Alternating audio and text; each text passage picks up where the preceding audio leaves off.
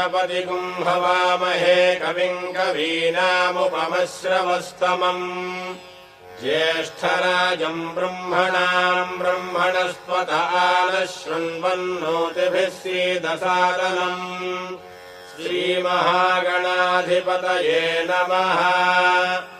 अस्य श्रीरुद्रस्य प्रश्नस्य अघोर ऋषिः अनुष्टुप्-छन्दः सङ्कर्षणमूर्तिस्वरूपो योऽसावादित्यः परमपुरुषः स एष रुद्रो देवता अग्निक्रतुजरमायामिष्टकायागुंसतरुद्रीये जपाभिषेके विनियोगः। नमः शम्भवे च अग्निहोत्रात्मने अङ्गुष्ठाभ्याम् नमः। मयो भवेद दर्शपूर्णमासात्मने तर्जनीभ्याम् नमः। नमः शङ्कराय च चातुर्मास्यात्मने मध्यमाभ्याम् नमः। मयस्कराय च निरूढपशुबन्धात्मने अनामिकाभ्याम् नमः।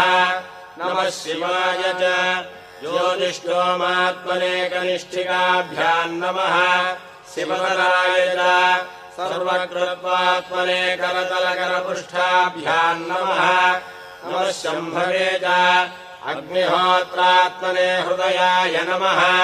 मयो भवे च दर्शपूर्णमासात्मने शिरसे स्वाहा।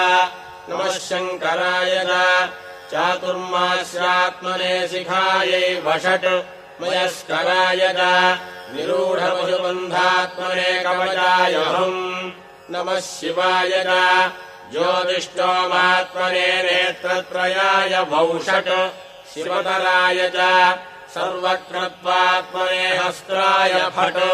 भूर्भुवस्सुवरोमिति दिग्बन्धः ध्यानम् आपातालनभस्तरान्तभुवनब्रह्माण्डमाभिस्फुरत् ज्योतिष्पाटिकलिङ्गमौलिविलसत्पूर्णेन्दुवान्तामृतैः अस्तोकाप्लुतमेकमीशमनिशम् रुद्रानुवाकाञ्जपन् ध्यायेदीक्षितसिद्धये ध्रुवपदम् विप्रोऽभिषिञ्चेत् शिवम्।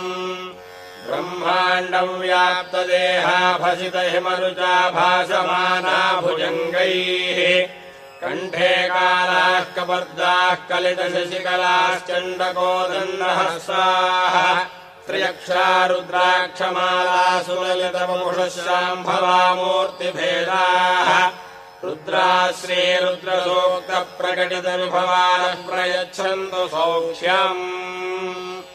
ॐ नमो भगवते रुद्राय। ॐ नमस्ते रुद्रमन्यव उतोऽधैषवे नमः। नमस्ते अस्तु धन्वने बाहुभ्यामुदते नमः।